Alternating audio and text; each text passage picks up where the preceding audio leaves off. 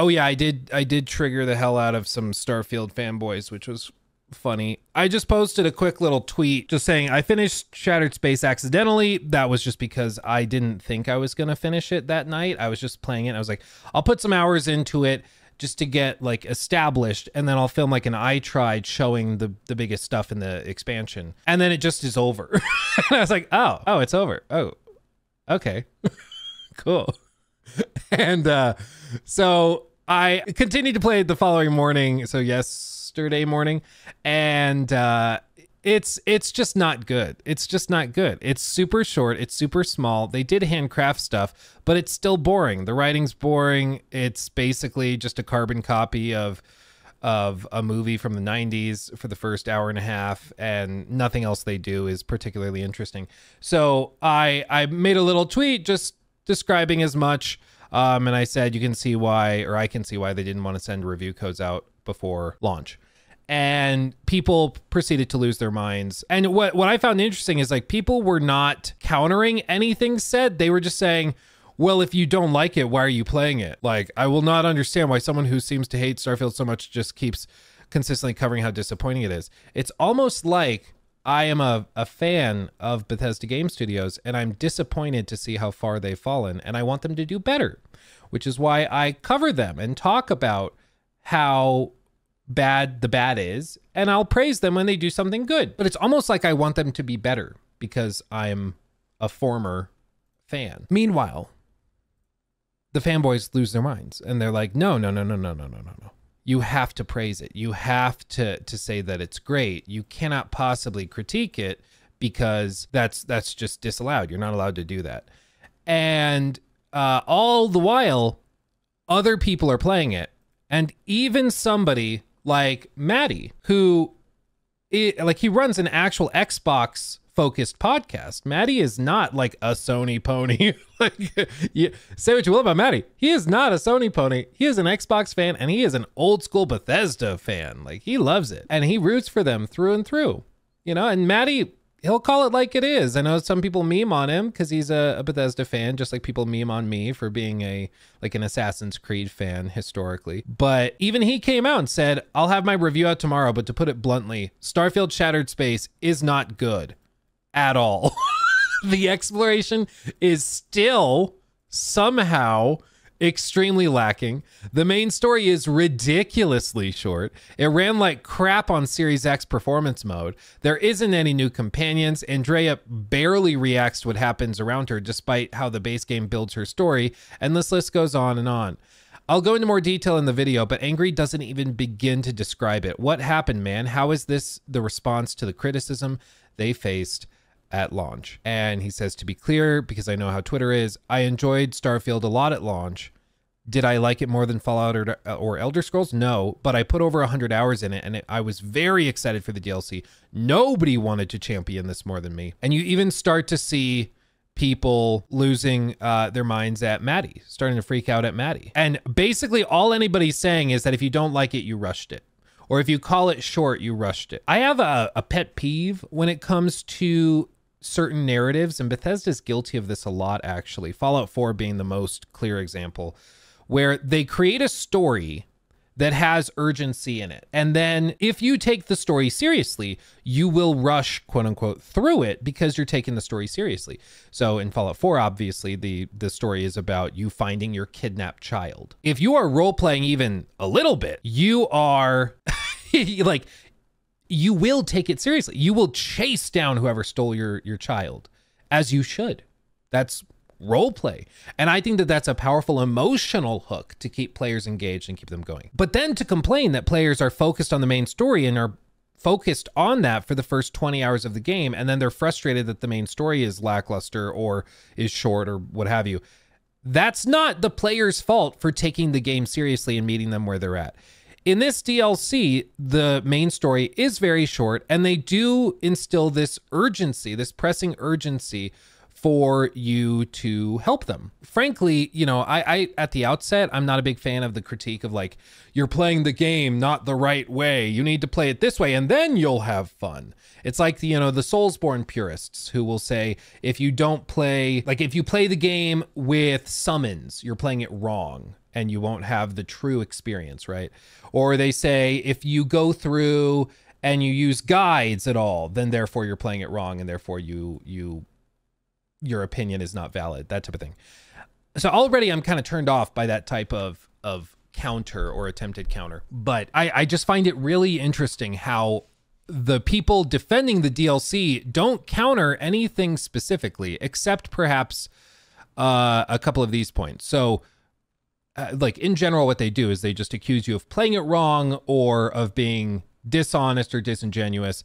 Meanwhile, they haven't played it, or they won't talk about it specifically. They'll just say, like, they'll attack you. It's literally ad hominem attacks to counter what you're saying. You didn't like the DLC for A, B, C, D, E, F, G reasons?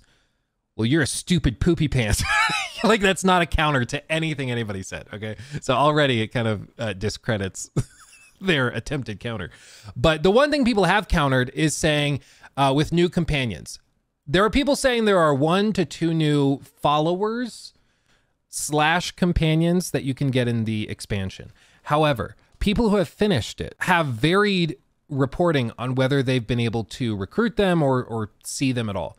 Well, not see them, because you see them while you're going through missions, but like actually recruit them as followers. It seems like there's a bug or there's something happening where some people are not able to get them as recruits. I haven't been able to do it, and I've tried to follow the Reddit posts explaining how they, like, other players have done it. So it seems like there's some bug where certain people just can't get it, or aren't prompted to have them join. But even if it's not a bug and we're just doing something wrong, clearly it's not a major part of the DLC if people are finishing the expansion and are still not sure whether there are new companions or not, you know? Like, either way, something went wrong. If people are finishing it and still don't know that that's there. And then same thing with the Andrea stuff. People have been saying that the Andrea, basically she is tied to this faction that is like part of the story. And so people are bringing Andrea as their companion through it, but she doesn't have hardly any dialogue. She doesn't really throw anything out. You remember like Nick Valentine in the Far Harbor DLC for Fallout 4? He has all this unique dialogue and all these unique perspectives and stuff on what's going on. People were expecting that, and that just doesn't happen.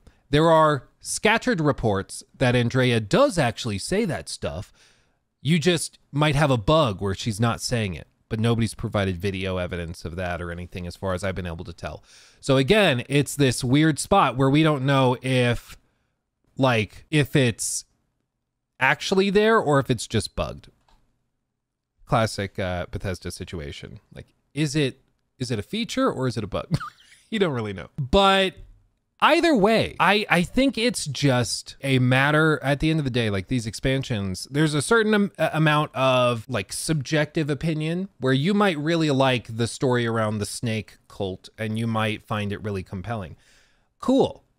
I found it really boring, painfully predictable, and basically the first hour and a half is just a carbon copy of Event Horizon.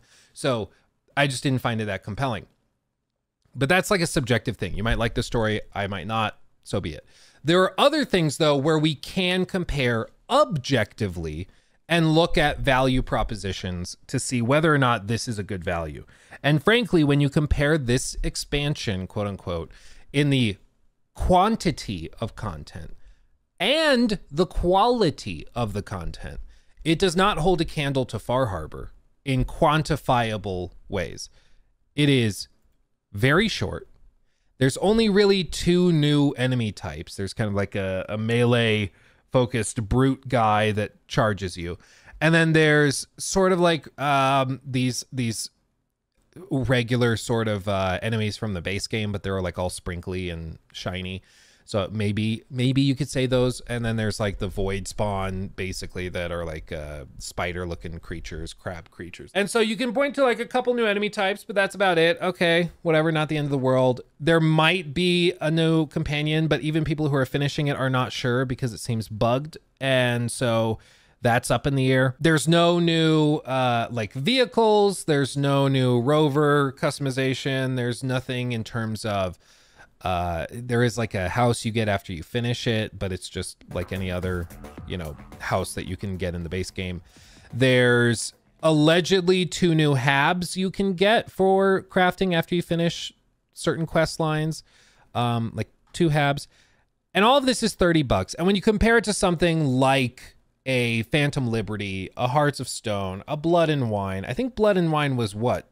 How much was Blood and Wine? I mean, currently full price is 20. I don't remember how it was at launch though. Was it 20 back at launch? Max is just 2022. I think it was 20. I'm pretty sure. But you know, whether we look at that or we look at something more recent like Shadow of the Erdtree, Phantom Liberty, or even Far Harbor itself from Bethesda, what, 8 years ago? This is nowhere near that quantity or quality level of content, especially for 30 bucks. It only is a good deal when you remember that Bethesda has been charging $7 for quest lines in their creations shop, and those quest lines are regularly broken or feature like a gun that doesn't reload even months after launch. And then it seems like a good deal, but only because they usually have things priced egregiously.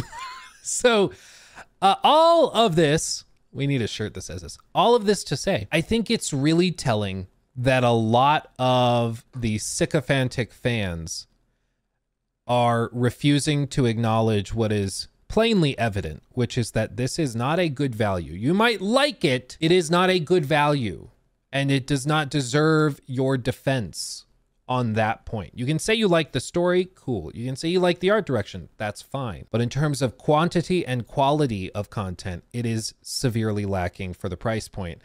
And to pretend otherwise just makes you look foolish. It just does.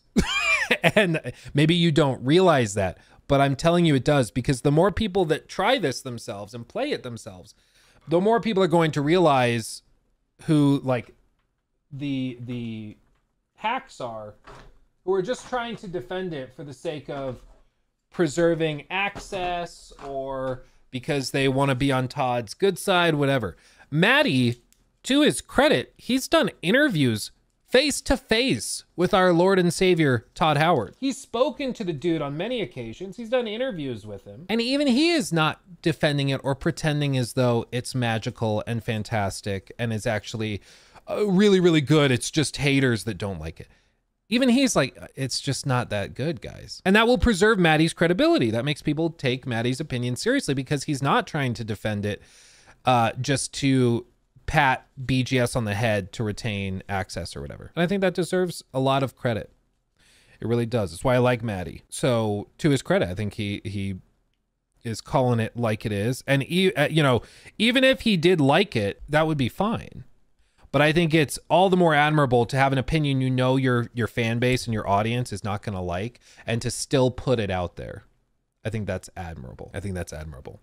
So because it would be really easy, and there's been some, maybe they're working on reviews or something, but there's some like Xbox Bethesda focused creators out there who have played this and noticeably have not made reviews or talked about what they think of it. And I think it's because if they don't like it, they're just not going to say so, or they'll say so in like an offhand comment in a video. Yeah, it wasn't my favorite, and they'll move on because they don't want to deal with the blowback from the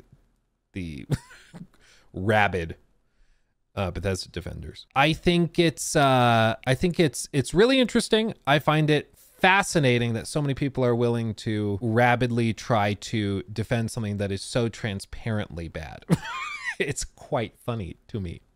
And we'll see how it plays out over the coming days as more people try it, especially over the weekend. But maybe the takeaway is like the fans just have more time to sit on X freaking out about negative opinions because the expansion was so short, so they don't have anything else to do with their time. They expected to have that time playing the expansion, but after 5 to 10 hours, they're already done. And so now they just need something to occupy their time. I don't know. Either way, it's really funny. Oh, dude, even Colt.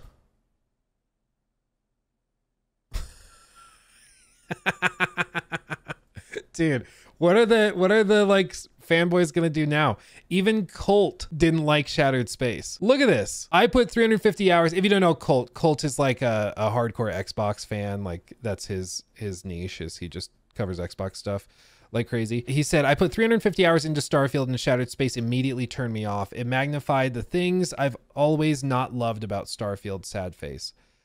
Lunatoon. Damn, Colt. You too? Shake my head. The fudge is wrong with y'all. Few in between YouTubers that appear to ride the wave of hate. I don't get it. As an ambassador, I think that's a reference to the Xbox ambassador program. I don't know if they even do that anymore, but anyway. As an ambassador, you should do better. I followed you for positivity and realness. I'm not an Xbox ambassador. I've only played the first 2 hours of Shattered Space. It is painfully dull and void of production so far. I'll get back and play more when I'm done with work, but so far I'm not happy with it. Agreeing with Luke and Maddie is shameful. Regardless, if you don't like it, don't get up with those guys. Bethesda won't be sending them review codes anymore. Hell, Luke is mad because he didn't get one. Ask him. He'll tell you. I'm not mad. I find it really funny. I'm having way more fun, I guarantee you, than any of these people. This whole thing is so funny to me. Like, when you get so far down the rabbit hole of fandom, the hype, you see why I wore this shirt today? Makes you stupid. It blinds you. And eventually the infighting starts. Like, when the community has spent so much time kind of gaslighting themselves that people who don't like this game are just haters. People that are critiquing these things or that thing, they're just haters, or they rushed it, or they're being disingenuous, this or that. They can justify it for a while that way. But once even their own ambassadors start to turn on the game because even they can't defend it because it's just lazy, they just start losing their minds. I find it so funny. Agreeing with Luke and Maddie is shameful.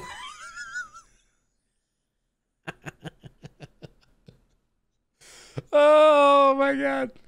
It's so funny. Like, at what point do you stop and go, hold on? People that don't love Starfield don't like Shattered Space. Okay, makes sense. They didn't like the base game. They don't like the DLC. Checks out. People that did like the base game don't like the expansion or DLC.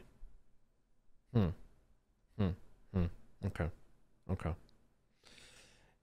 Even Xbox fans that had problems with the base game don't like the expansion. Okay. They're all bought off and it's actually amazing. Like, what? Like, at some point, when do you stop and think, maybe I'm the problem? Maybe it's me. Like, at what point does that enter into the equation? But no. For sure. It's everybody else is bought off. Damn, Colt, you too. Shake my head. The fudge is wrong with y'all few in between YouTubers that appear to ride the wave of hate. That's so funny. I guess what they want is to just be like, to have people lie for the sake of positivity. Like, it's actually really good. It's not though. Yeah, but you're supposed to say it's really good for positivity's sake. Like, okay, if you just want people to like glaze you up and pretend that things are a certain way even when they're not, okay, but you're not living in reality then. And you don't want to, pretty clearly. Have we found Todd's Twitter alt account? Dude, that'd be so freaking funny if it ended up being Todd. I don't think so. I think Todd is even like, yeah, it wasn't our best foot forward. I was on vacation most of the time we were working on it. Oh, well. I would bet Todd's spending most of his time helping Machine Games with Indiana Jones. I think he's got way more passion for that project than this one. It's just amazing. And how pathetic it is.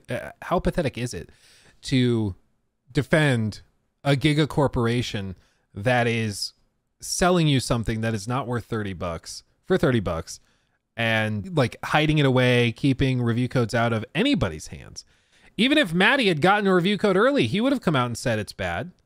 And people would be calling him a hater. I guarantee you, if I'd gotten a review code, I would have been like, yeah, it's not very good. People would be like, oh, Luke's bought and paid for by somebody. I don't know who, whatever. Don't think about it. Shut up. You know, it's ridiculous. Oh, man. Took me 5 hours to finish Shattered Space's main story. One of the most baffling story DLCs Bethesda's ever done. Nowhere near the quality Far Harbor. Feels more like cut content from the base game. A lengthy side quest. Very disappointed. It's worth elaborating since some clearly can't read. I didn't speedrun shit. It took 5 hours, just 5 hours, for the main story. Another 5 or so with exploring most of Dazra and completing side quests. This DLC is $30. Shouldn't be. It's dull and boring, and yeah, I'm disappointed. No disrespect, Michael, but 5 hours means that you rushed the DLC. I'm 5 hours in and just started. Tons of people talk, and a lot of it Oh, interiors and exteriors to explore. Things I said, main story only took 5 hours. Things I didn't say, I've only played for 5 hours. People can't read, dude. And I don't like, I think it's maybe like a couple of hundred people that are really butthurt about people not liking it, because they like this whole last however long they've been hyping themselves up that this was going to be the Far Harbor thing, this was going to be the start of a redemption arc, whatever. But it's just not. It's just not. And instead of just accepting that, they're trying to like lie to themselves or delude themselves into believing that everybody else is paid off or everybody else is just riding a wave of hate. Again, like if everybody that claims to be unbiased, that's not claiming to be an Xbox ambassador or whatever, if everybody there is saying, I don't like it and I'm disappointed, and it's only the self-proclaimed Xbox ambassadors and fanboys, if those are the only people defending it, at what point do you stop and think maybe it just isn't good? Maybe it is bad, you know? He took my thing.